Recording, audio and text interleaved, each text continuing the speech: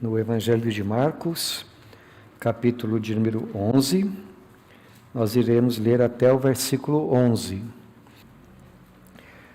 Quando se aproximavam de Jerusalém, de Betfagé e Betânia, junto ao Monte das Oliveiras, enviou Jesus 2 dos seus discípulos e disse-lhes: Ide à aldeia que aí está diante de vós, e logo ao entrar achareis preso um jumentinho, o qual ainda ninguém montou. Desprendei-o e trazei-o. Se alguém vos perguntar, por que fazeis isto? Respondei: o Senhor precisa dele e logo o mandará de volta para aqui. Então foram e acharam o jumentinho preso junto ao portão, do lado de fora, na rua, e o despreenderam. Alguns dos que ali estavam reclamaram: que fazeis soltando o jumentinho? Eles, porém, responderam conforme as instruções de Jesus. Então os deixaram ir. Levaram o jumentinho, sobre o qual puseram as suas vestes, e Jesus o montou. E muitos estendiam as suas vestes no caminho, e outros, ramos que haviam cortado dos campos. Tanto os que iam adiante dele, como os que vinham depois, clamavam: Hosana, bendito o que vem em nome do Senhor. Bendito o reino que vem, o reino de Davi, nosso pai. Hosana nas maiores alturas. E quando entrou em Jerusalém, no templo, tendo observado tudo, como fosse já tarde, saiu para Betânia com os 12. Até aqui, irmãos. Os 4 evangelhos contam para nós a respeito deste momento na vida de Jesus. E cada um deles nos acrescenta algo que nós podemos aprender para a nossa edificação. A partir deste momento aqui da entrada de Jesus em Jerusalém, nós estamos também entrando na última semana que Jesus teve sobre a terra antes da sua crucificação. Ele esteve em Jerusalém e nas cidadezinhas próximas, especialmente Betânia, onde moravam os seus queridos amigos, irmãos do coração, Lázaro, Marta, Maria. Lázaro, a quem Jesus havia ressuscitado de entre os mortos. Ali perto de Jerusalém também ficava o Monte das Oliveiras, de onde mais tarde Jesus subiria para o céu. Também ficava o Jardim do Getsêmani, onde Jesus passou a sua última noite em oração antes da crucificação, e onde ele encontraria forças para enfrentar aquele momento tão difícil da sua vida. Mas o centro de todas as atividades, não só de Jesus, como também da maior parte da população daqueles dias, gente vinda de todos os lugares da Terra Santa, vinda também de outros países, Grécia, Arábia, norte da África, lá no Egito, a ilha de Creta, da Itália, muita gente, muitos judeus que viviam na dispersão, iam para Jerusalém, porque estava se aproximando a festa da Páscoa. Naquela semana, então, aconteceria aquela grande festividade em que o povo estaria comemorando mais uma vez o fato de que eles haviam sido libertos da escravidão no Egito. E de todos os lugares, o que mais Jesus gostava, sem dúvida, era o Templo de Jerusalém. Desde menino, quando Jesus era levado para as festas, com 12 anos de idade, certa vez ele chamou aquele lugar de Casa do Meu Pai. E sempre que Jesus estava em Jerusalém, era para ir à casa do pai dele, onde ele estaria servindo ao Senhor junto com todo o povo de Israel. E naquela semana, então, semana de Páscoa, o que aconteceria? Uma cerimônia que Deus havia instituído quando Israel ainda estava no Egito. E a primeira Páscoa que aconteceu foi na noite em que Deus libertou o povo de Israel. Então aconteceu assim: Deus ordenou através de Moisés que cada família israelita deveria sacrificar um cordeiro. Esse cordeiro deveria ser comido durante aquela noite, mas esse cordeiro sacrificado também, o sangue desse cordeiro seria colocado, seria usado para marcar as portas de cada casa de Israel, de cada casa israelita, assim como as janelas também. Porque Deus disse: essa noite o meu anjo vai passar sobre o Egito, julgando o Egito por causa dos seus pecados. E acontecerá que na casa de cada egípcio o filho primogênito será morto. Mas quando o anjo passar e ele vir o sangue do cordeiro nas portas e nos batentes das janelas, o anjo do Senhor saberá que ali é uma casa do meu povo escolhido, do povo com quem eu tenho uma aliança. E o anjo passará. É daí que vem a palavra Páscoa. O anjo passará sem que a morte entre naquela casa. E então, do jeito que Deus falou, assim aconteceu. Os israelitas comemoraram lá no Egito a sua primeira Páscoa, e depois disto, conforme Deus ensinou também, todos os anos, naquela mesma época, eles deveriam celebrar. Agora, não mais para serem libertos, mas para, com isto, se lembrarem e ensinarem os seus filhos a respeito daquela grande noite de libertação que Deus havia dado para os israelitas. O cordeiro seria sacrificado, mas Israel seria redimido, seria salvo.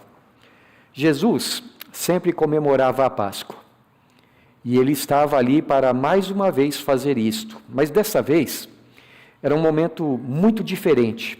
Foi a Páscoa mais especial de toda a história, porque depois de comer a Páscoa com os seus discípulos, aconteceria aquilo de maior grandeza que a Páscoa significava.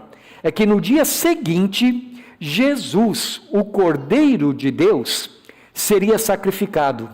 Não para redimir apenas os israelitas, mas seria sacrificado para redimir pessoas do mundo inteiro, tirá-las da escravidão do império das trevas e trazer pessoas do mundo inteiro para o reino do amado Filho de Deus.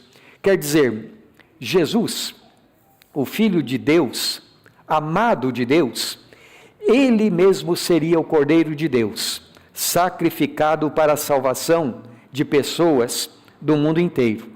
Então, a partir do capítulo 11 aqui e até o final do seu livro, Marcos vai nos contar sobre o que aconteceu durante aquela semana, especialmente até o capítulo 15 e início do capítulo 16.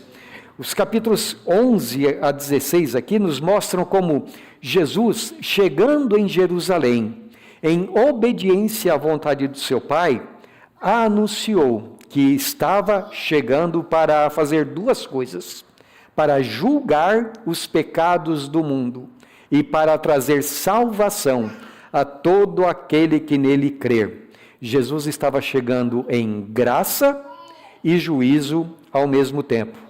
De modo que, com a entrada de Jesus em Jerusalém, os conflitos que já estavam acontecendo entre os sacerdotes e ele, foram mais aguçados ainda. E as coisas que Jesus foi ensinando, diante disto, os líderes de Jerusalém, eles encontraram ocasião e tomaram coragem para fazer uma coisa que eles estavam querendo fazer há muito tempo, que era matar o Senhor Jesus Cristo.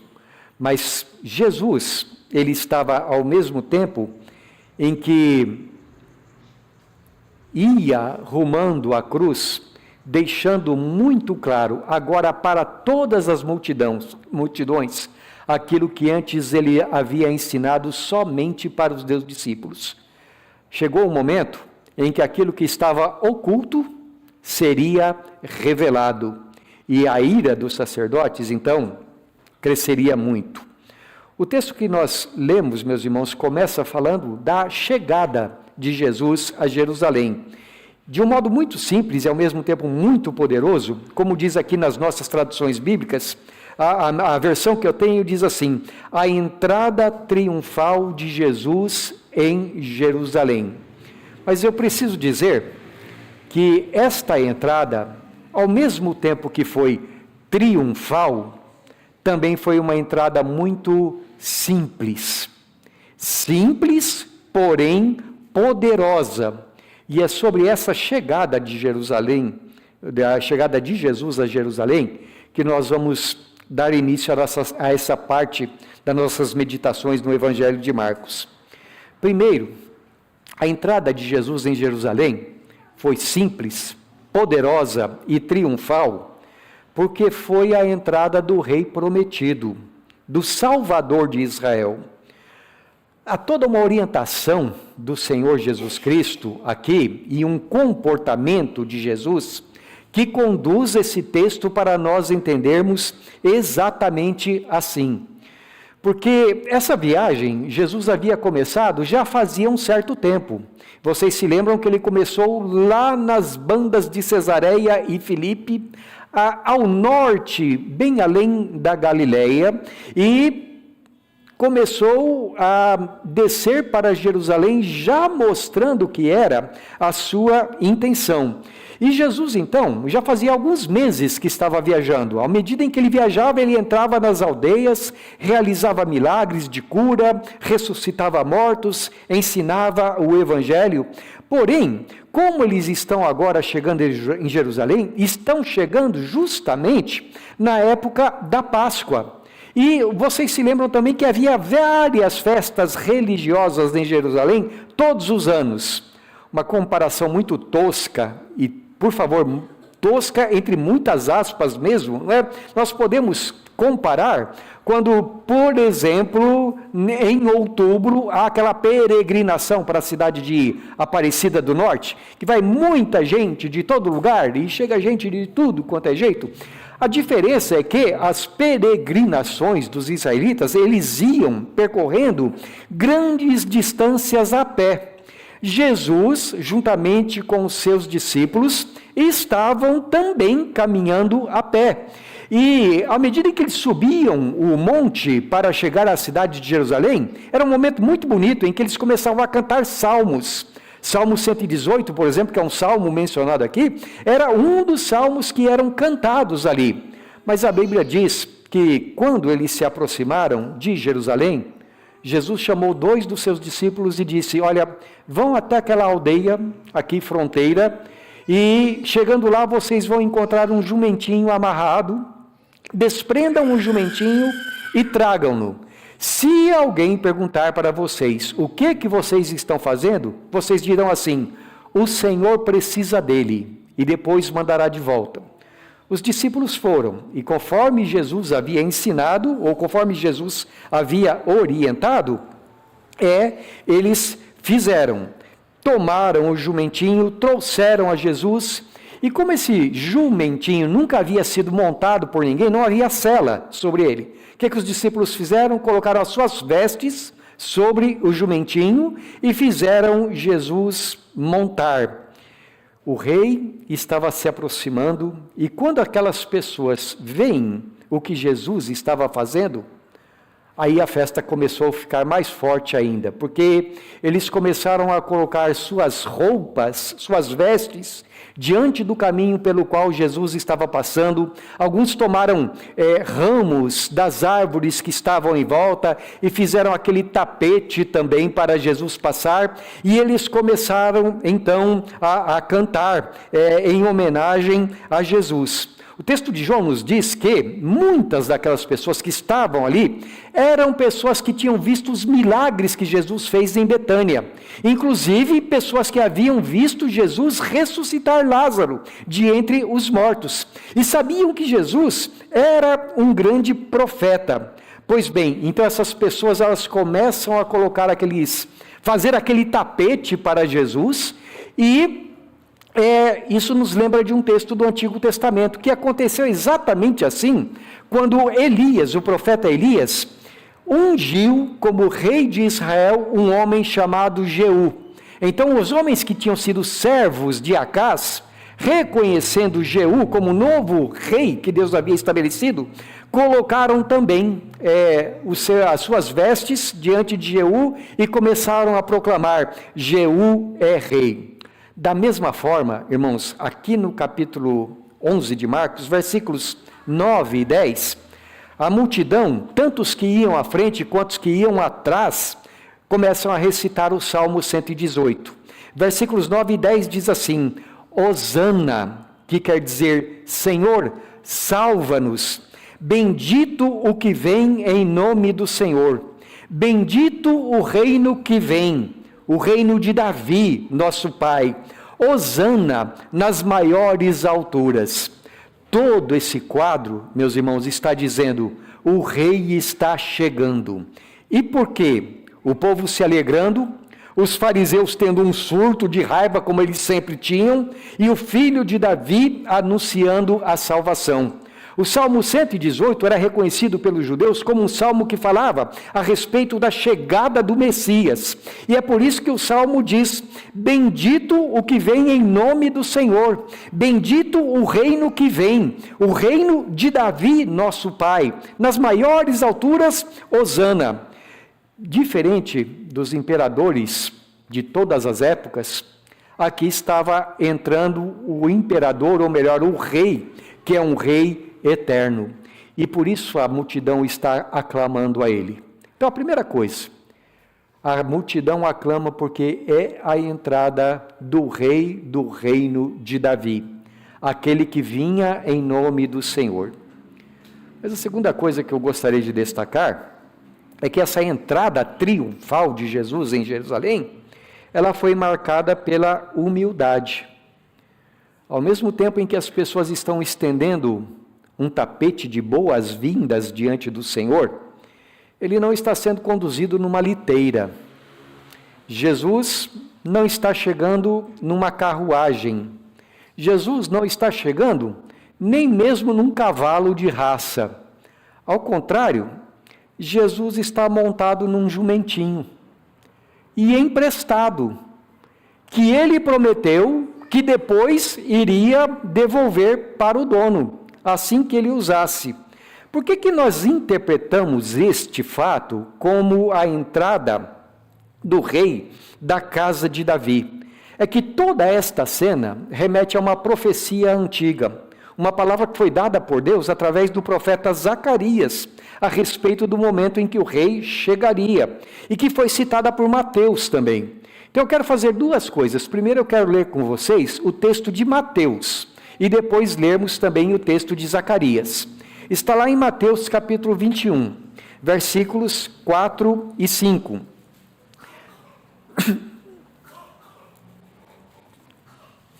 Mateus capítulo 21, versículos 4 e 5 está escrito assim: Ora, isto aconteceu para se cumprir o que foi dito por intermédio do profeta.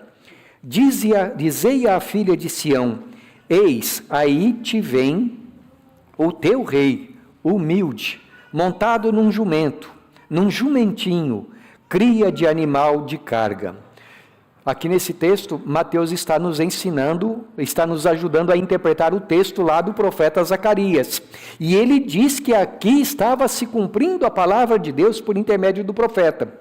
Acontece que o foco principal de Mateus aqui não é tanto descrever o rei, mas mostrar como aquilo que estava acontecendo quando Jesus entra é o cumprimento da palavra de Deus. Então, para a gente contemplar um pouco mais da beleza dessa cena toda, eu quero ler com os irmãos agora Zacarias capítulo 9, que é o texto citado por Mateus.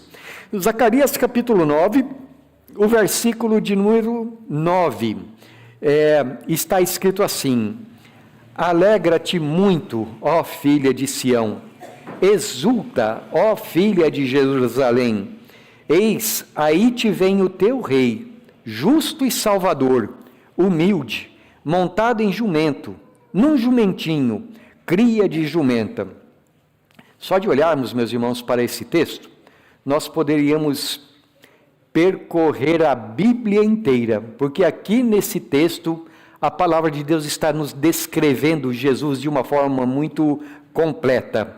Primeiro, ele diz que a chegada de Jesus deve ser motivo de alegria para Jerusalém. Alegra-te, eis aí o teu rei. Mas aí ele, além de dizer que ele é rei, ele diz que esse rei é um rei justo. E meus irmãos, eu preciso confessar para vocês, desde menino, sempre que eu via histórias de contos de fadas, eu ficava com uma raiva tão grande dos reis, porque se você for ler as histórias dos reis deste mundo, o que eles são, via de regra, são pessoas que cobram altos impostos, que vivem uma vida de luxo, enquanto que o povo vive na pobreza. São pessoas opressoras, que trazem leis opressoras, que fazem com que as pessoas sejam subjugadas a seu bel prazer. No entanto, a Escritura fala diferente a respeito desse rei. Esse rei é justo. É alguém que governa o mundo não de modo tirano, caprichosamente. É um rei que não governa com altos impostos ou leis opressoras. Não é um rei que tem 2 pesos e 2 medidas, leis que favorecem os ricos em detrimento dos pobres. Não é alguém que faz acepção de pessoas, mas é alguém que defende os necessitados. Toda essa descrição é uma descrição perfeita a respeito de Jesus. Ele é o rei que governa o mundo com justiça, não pelas aparências, mas que decide com equidade em favor dos humildes da terra. É um rei que julga entre o que é justo e o que é iníquo, que faz separação entre o santo e o profano. É alguém que é o inverso de tudo o que é mundano, fiel e salvador. Esse é o rei que voltará. Esse é o rei que virá para julgar o mundo com justiça. Mas, ao mesmo tempo, veja que este rei também é salvador. O que significa isso? Ele é salvador porque ele é um rei que perdoa o seu povo dos seus pecados. Ele é um rei que muda a vida daqueles que o buscam e que consertam os seus caminhos maus. Ele é um rei que cura aqueles que estão cansados de coração, que liberta os oprimidos, que redime o seu povo dos pecados deles. Jesus é um rei salvador. Certa vez, eu ouvi um falso profeta dizer que Jesus não era pobre. E ele explicou o porquê. E ele estava dizendo que assim como Jesus não era pobre, os crentes em Jesus não podem ser pobres também. Então ele explicou que Jesus entrou em Jerusalém montado num jumentinho. E segundo esse profeta, o jumentinho era o Cadillac daquela época. Irmãos, primeiro, um jumentinho não era um carro de luxo daquela época, não era um Cadillac, não era nem um Palio. Segundo, o jumentinho era emprestado. Terceiro, depois que usou, Jesus se comprometeu a devolver. Como diriam minhas filhas, era a cara da riqueza, não é? Jesus era rico, endinheirado? Não era. Ao contrário, o profeta, desculpem, o profeta, assim como o texto de Mateus, enfatizam o fato de que Jesus era uma pessoa de uma vida muito humilde. Isso quer dizer que Jesus não era vaidoso, isso quer dizer que Jesus não era soberbo, era um rei que não tinha pompas. Como é que nós cantamos? Num berço de palhas dormia Jesus. Jesus nasceu pobre. Jesus cresceu pobre. Onde é que ele trabalhava? Numa carpintaria. E quando ele começou o ministério dele, ele andava a pé. Às vezes ele precisava atravessar o mar. Então ele ia num barco emprestado. Jesus disse certa vez: as aves dos céus têm seus ninhos, as raposas têm os seus covis, mas o Filho do Homem não tem onde reclinar a cabeça. E quando Jesus morreu, ele foi colocado num túmulo emprestado.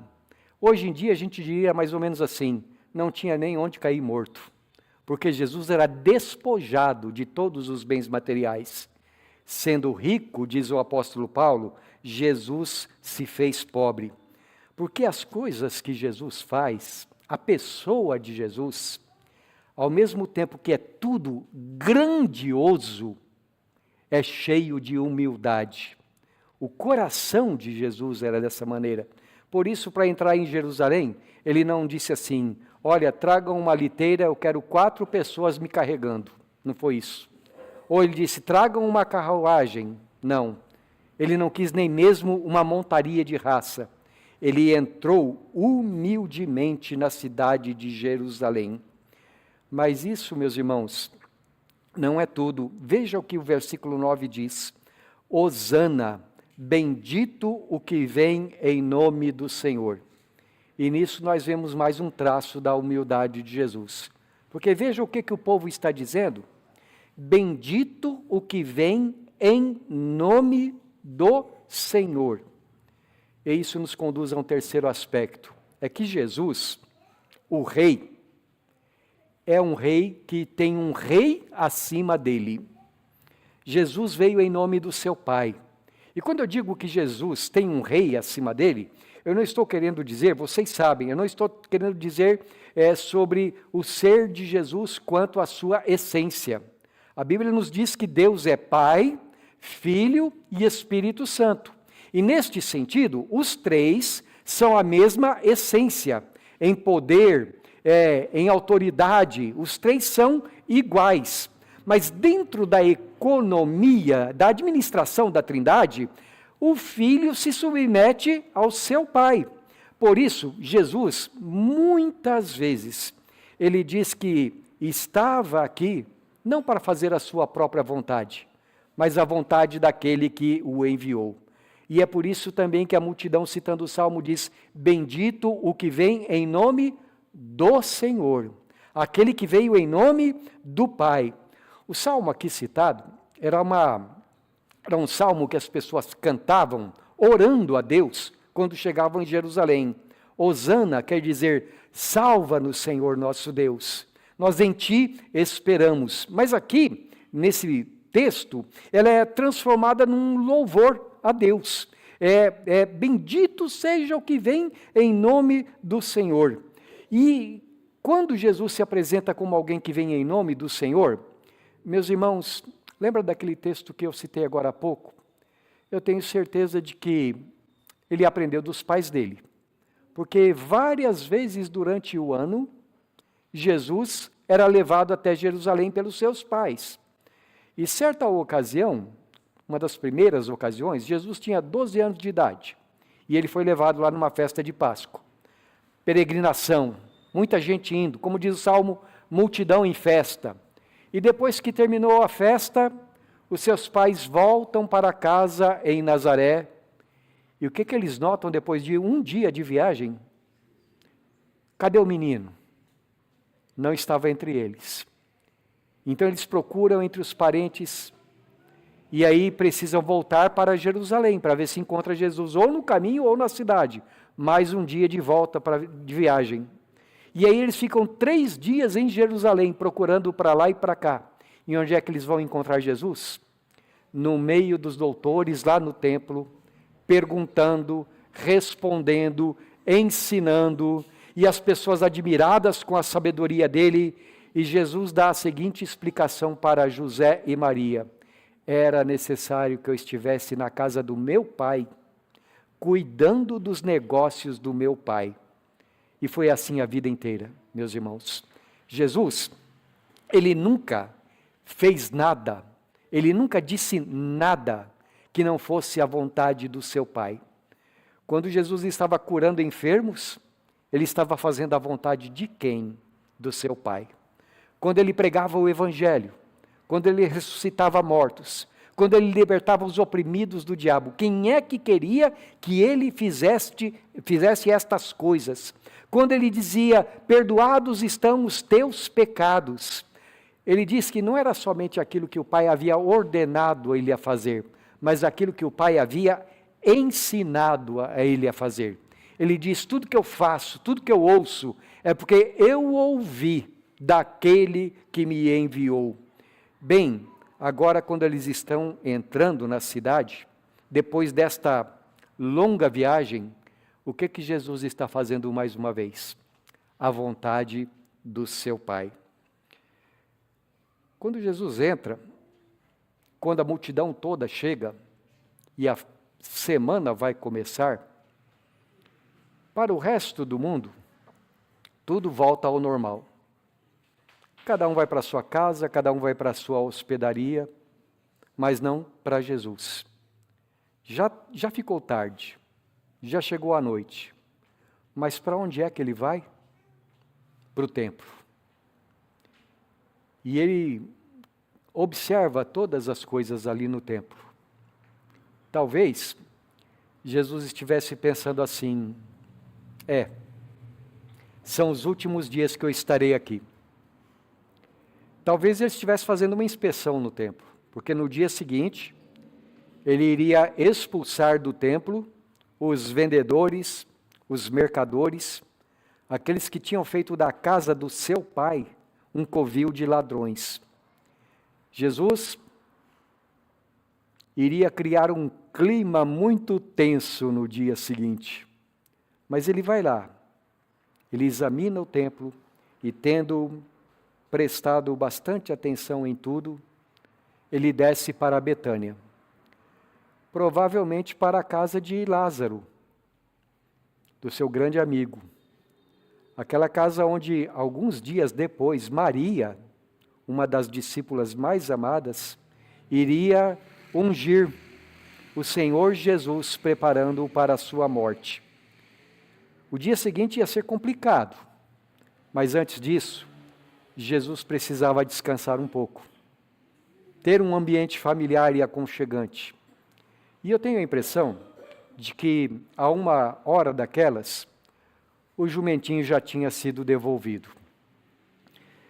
Eu quero concluir, meus irmãos, fazendo algumas anotações sobre a entrada triunfal do Senhor Jesus em Jerusalém e tudo mais que vai se seguir a ela.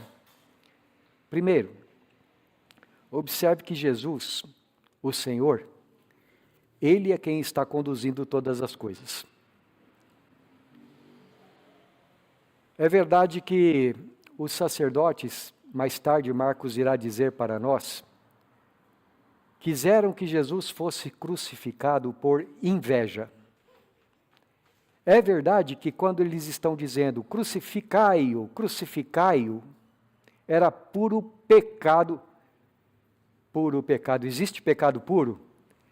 Era só maldade em seus corações. Mas ao mesmo tempo, observe como Jesus está conduzindo tudo. Ele diz para os discípulos: vão lá, vocês vão encontrar um jumentinho, tragam aqui. E Jesus monta nesse jumentinho deliberadamente. Ele quer que ao entrar em Jerusalém, as pessoas saibam que a profecia está se cumprindo. Ele quer que as pessoas digam: o reino de Deus, o reino da casa de Davi está chegando. Hosana nas maiores alturas.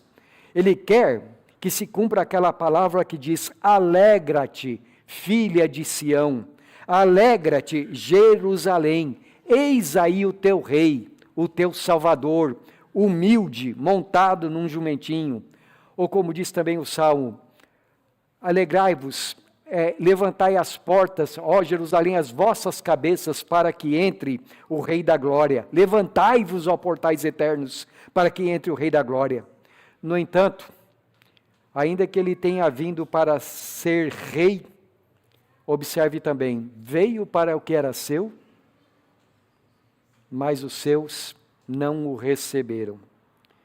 Jesus, ele quer ser recebido como rei, mas ele também sabia que ser rejeitado fazia parte do plano de Deus. Então ele não foge da cruz. Então ele não foge da rejeição. Ele entra em Jerusalém. Segundo, Jesus quer ser reconhecido como rei, e por isso ele entra montado num jumentinho. Vejam, meus irmãos, que tipo de rei ele é? Ele é rei salvador. Ele é rei humilde. Ele vem para trazer o reino de Deus. E sabe como é que nós podemos fugir do juízo de Deus por causa dos nossos pecados? É fugindo para o amor de Deus.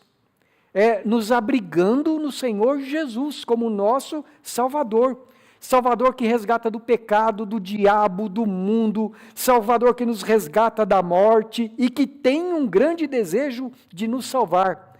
Tão forte é o desejo de Jesus de nos salvar, que ele se humilhou, que ele deixou a sua glória no céu, que ele se fez um homem e um homem humilde. Tão servo, tão humilde, que como diz a carta aos Filipenses, foi obediente até a morte, e morte de cruz. Se você entende que Jesus é rei, reconheça-o. Reconheça como o teu rei, como o teu Senhor, como o teu Salvador.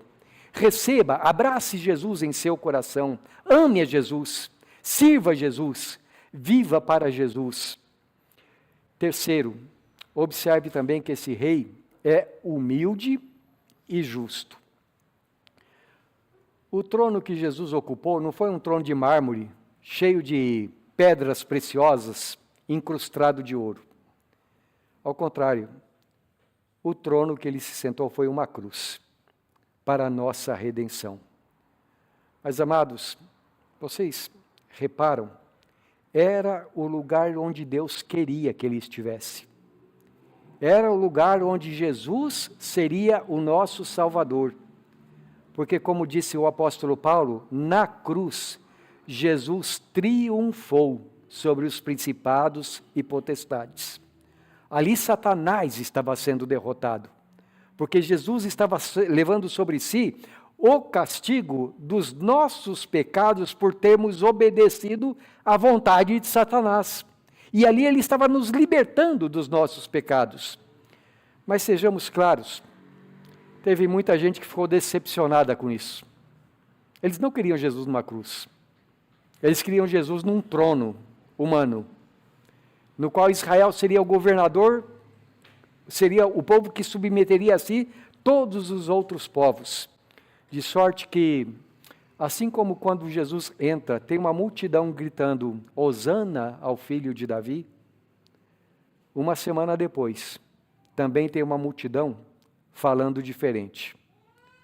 E quando Pilatos, que não queria condenar Jesus, estava com Jesus ali preso, amarrado diante dele, aquela multidão enfurecida não disse Hosana, mas disse crucificai-o, crucificai-o.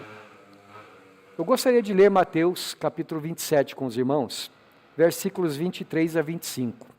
É aquele momento que eu estou citando. Mateus 27, de 23 a 25, Pilatos está falando com a multidão. Que mal fez ele? Perguntou Pilatos.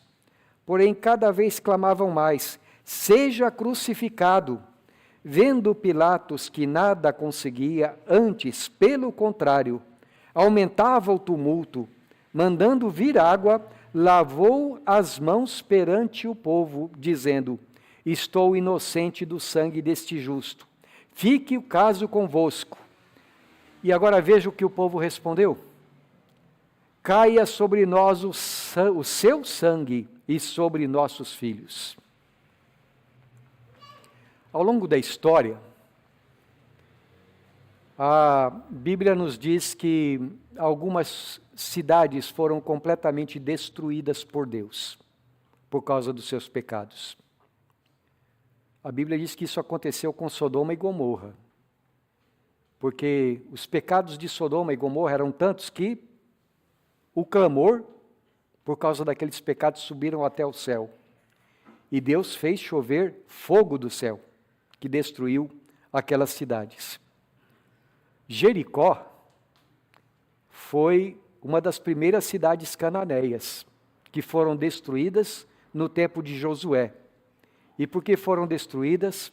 Por causa dos seus pecados. Mas, irmãos, Deus não faz acepção de pessoas. Jerusalém era chamada a cidade santa.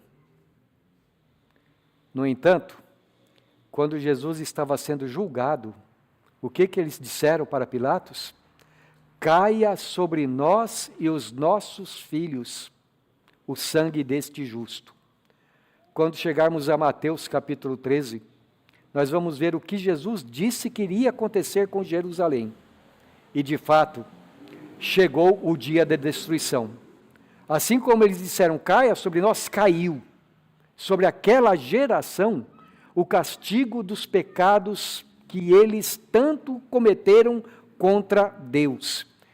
Era uma cidade que se dizia santa, que tinha o templo do Senhor, mas havia se transformado numa religião, a religião deles, numa religião de ladrões, de opressores, de gente que não fazia bem para a alma de ninguém, que ao invés de honrar o nome de Deus, quando Deus desceu e estava entre eles, rejeitaram o nome de Deus. Mas você sabe, a Bíblia diz que Jerusalém não foi o fim do mundo. O fim do mundo ainda virá. E Jesus, chegará o dia em que aquele que é Salvador, mas também é justo, trará à sua presença todas as nações da terra. Cada ser humano, cada ser moral do universo inteiro, a Bíblia diz, a morte deu os seus mortos, o mar deu os seus mortos, a sepultura deu os seus mortos, e todos compareceram perante o grande trono branco, o trono do Senhor Jesus. Haverá o dia em que esse rei que é Salvador, humilde, julgará também todo aquele que se recusou a se converter dos seus maus caminhos. E como diz também a Escritura, todo joelho se dobrará, toda língua confessará que Jesus Cristo é o Senhor. E o apóstolo Paulo ensina, quando Jesus tiver subjugado todos os seus inimigos, então ele entregará o reino para o seu Deus e Pai. Amados, qual é a nossa responsabilidade diante de tudo isto? Primeiro, reconhecer que Jesus é o Rei. E reconhecer que na sua humildade, Ele está disposto sempre a salvar todo aquele que o busca.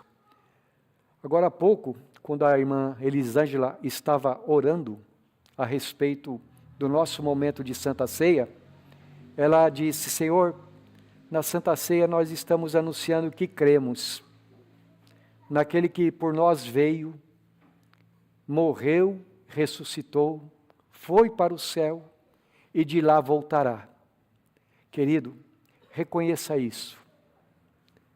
Se você já tem Jesus como seu Rei e Salvador, diga para Ele, Hosana, vem Senhor Jesus, Maranata, não vejo a hora, vem ó nosso Rei. Mas se você ainda não tem Jesus como seu Rei e Salvador, eu preciso dizer uma coisa para você. Hoje é dia de você se voltar para Ele assim. Porque haverá o dia do juízo final. O dia em que Jesus se assentará no seu trono para julgar as nações. E só tem um jeito da gente estar preparado para esse dia. É desde agora reconhecer Jesus como nosso Rei. Porque aquele dia será um dia de juízo.